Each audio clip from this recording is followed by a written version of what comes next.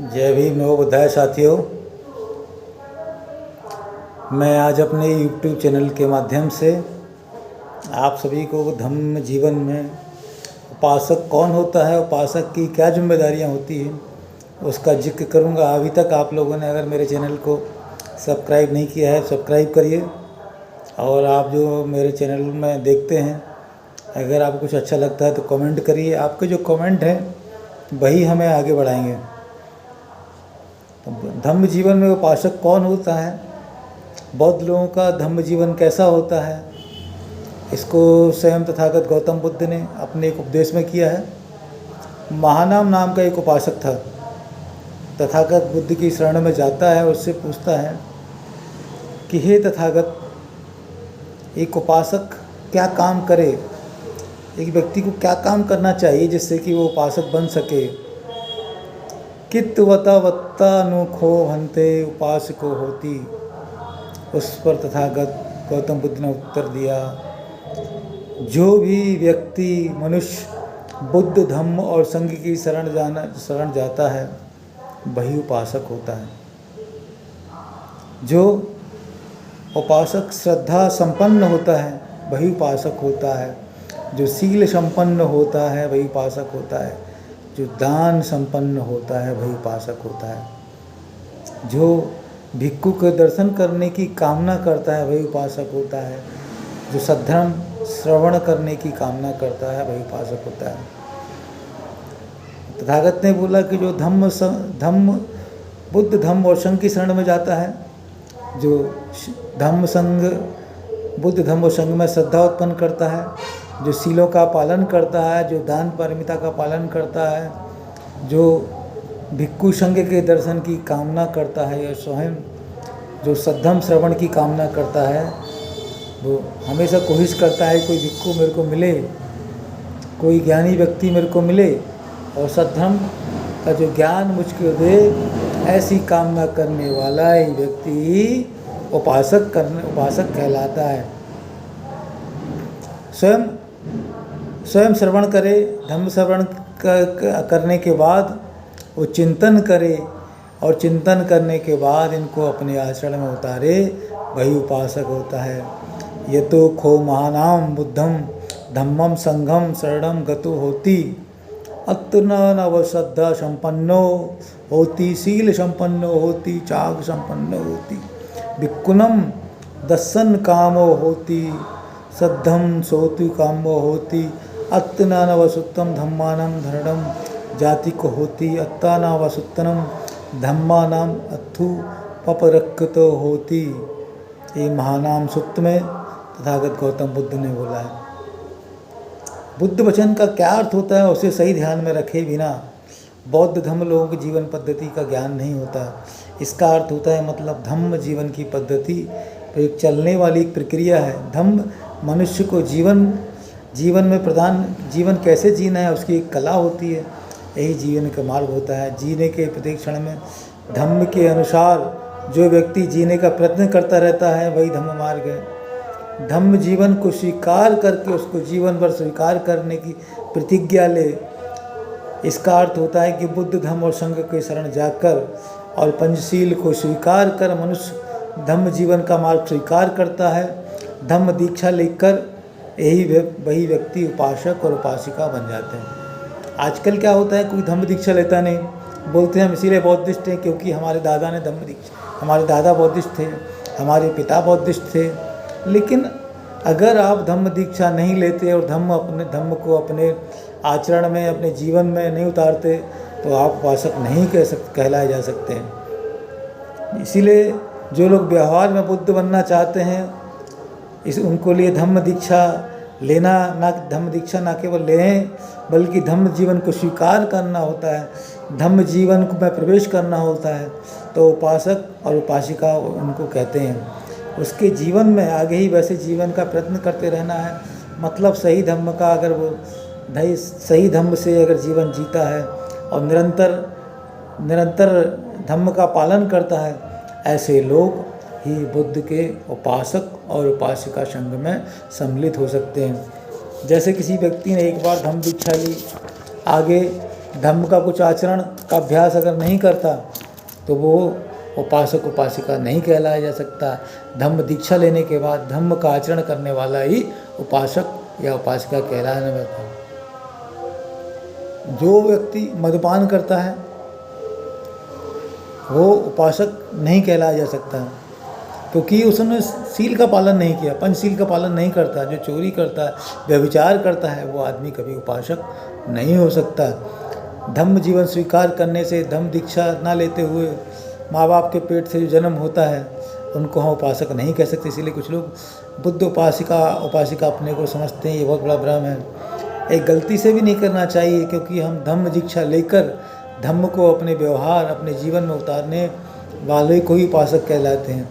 ऐसे लोग जो बोलते हैं कि हमारे पुश्तैनी हमने धम्म लिया है, हमारे दादा परदादा ने धम्म लिया है, लेकिन धम्म जीवन में आचरण नहीं करते, धम्म को दीक्षा नहीं लेते, वही लोग धम्म को बदनाम करते हैं। जन्म से किसी को बौद्ध धर्म नहीं मिलता, उसको बौद्ध धर्म को स्वयं स्वीकार करना पड़ता है।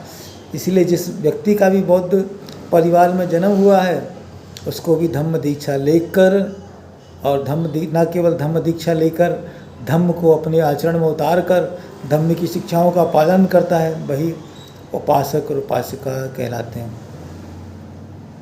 दूसरी बात है कि बुद्ध धम्म और संघ के संबंध में श्रद्धा निरंतर होनी चाहिए और श्रद्धा को निरंतर बढ़ाना चाहिए।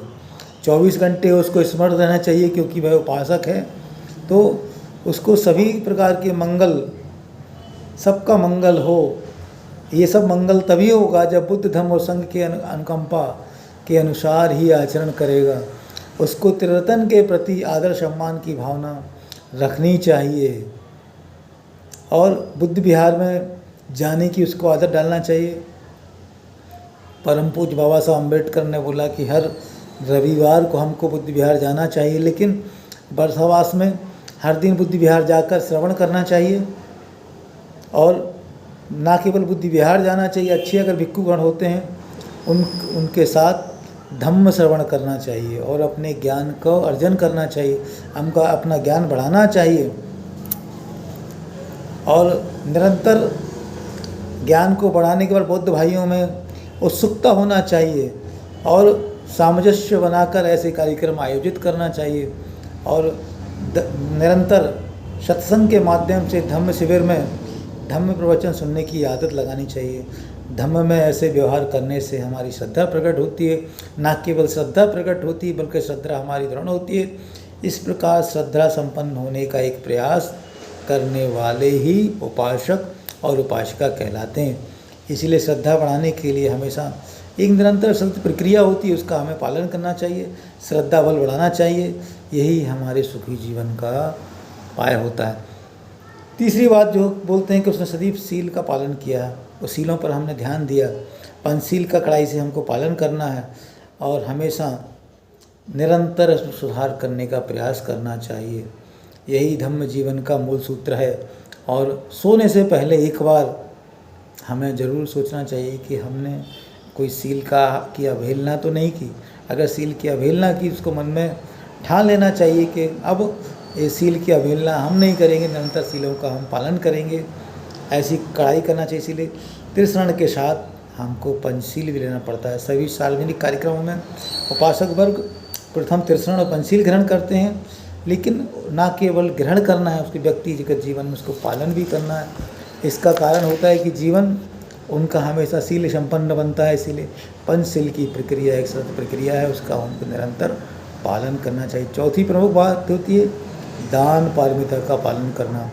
हमेशा दान भावना बढ़ानी चाहिए। बुद्ध धर्म केवल व्यक्तिगत कल्याण का मार्ग नहीं है, ये सार्वजनिक कल्याण का मार्ग है। इसीलिए सृष्टि में रहने वाले प्रत्येक प्राणी मात्र से हमें, प्रत्येक न केवल प्राणी मात्र बल्कि हर जीव जंतु से हमें मैत्री का पालन करना चाहिए।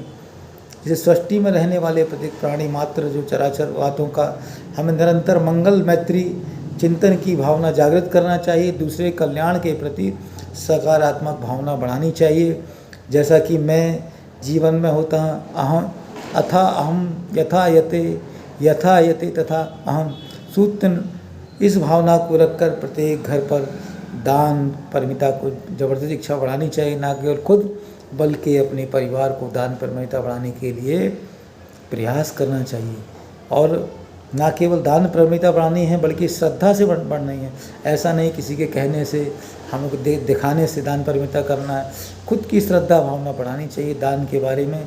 बृहस्पति जो है भिक्षु संघ को हमें दान करना चाहिए। उपासक उपासिका भिक्षु दर्शन की इच्छा रखना चाहिए। भिक्षु के सत्संग की इच्छा रखना चाहिए। आज के समाज में भिक्षु दर्शन की इच्छा बहुत कम दिखाई देती है, इस कारण कि ऐसा इसमें उपासक उपासिकाओं का दोष है। क्योंकि भिक्षु संघ में भी देखना है आपको, विद्वान भिक्षु की संगत करना है आपको। ऐसा भी नहीं कोई भिक्षु बन लिया। विद्वान भिक्षु के जब आप सत्संग करेंगे, उनके धम्म श्रवण करेंगे तो आपका निश्चित ज्ञान बढ़ेगा। इसके लिए भिक्षुओं को भी एक होना चाहिए, उसकी दक्षिणा लेने की जिम्मेदारी भी समाज को आनी चाहिए। क्योंकि समाज चाहता है कि हमारा कल्याण हो, तो अपने कल्याण के मार्ग में अच्छे भिक्षु को निर्माण करना चाहिए। योग्य और शिक्षित भिक्षु हों जो समाज को आगे दिशा दिखा सकें, ऐसे भिक्षु संघ का निर्माण करना चाहिए। और समाज में जो भी योग्य भिक्षु हैं उनके निरंतर अध्ययन हो, उसके लिए भी समाज को प्रयत्न करना चाहिए। ऐसा समाज बनाने के लिए हमें बौद्धिस्ट सेमिनरीज का निर्माण करना चाहिए, जिसमें पढ़ लिखने के बाद ये भिक्षु संघ जो पैदा होता है, भिक्षु संघ उत्पन्न जो होता है वो एकदम शिक्षित और सुसंस्कृत होता है, जो सुसंस्कृत समाज को बढ़ाने के लिए निश्चित ध्यान देगा। ऐसा कल्याण के मार्ग पर चलने के लिए उपासक उपासिकाओं को भिक्षु दर्शन का सद्गुण का विकास करना चाहिए।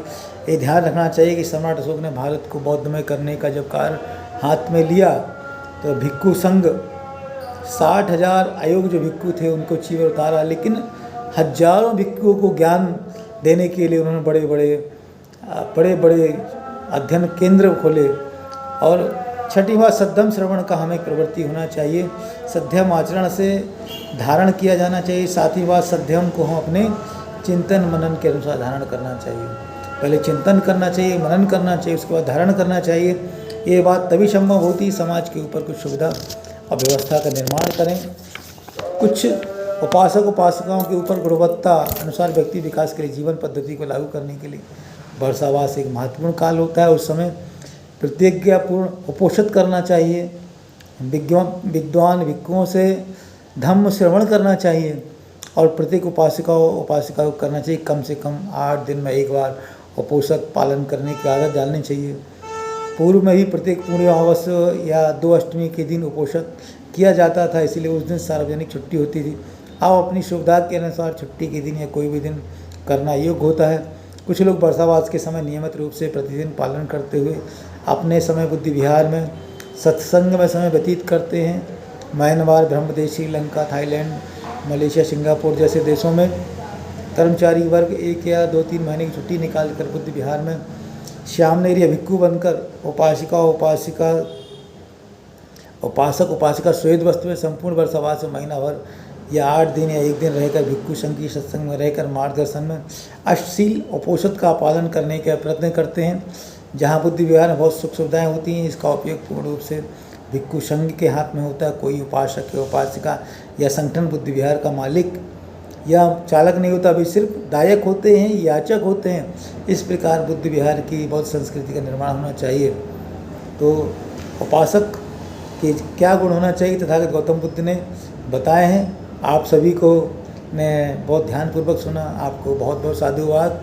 और पुनः उपासक उपासिका इन गुणों का अगर पालन करेंगे तो निश्चित सुखी जीवन का मार्ग अपनाएंगे। और ये धम्म सुखी जीवन का मार्ग है। आप लोग धम्म श्रवण कर अपने मार्ग को प्रशस्त कर सुखी जीवन करेंगे, ऐसी कामना के साथ जय भीम नमो बुद्धाय।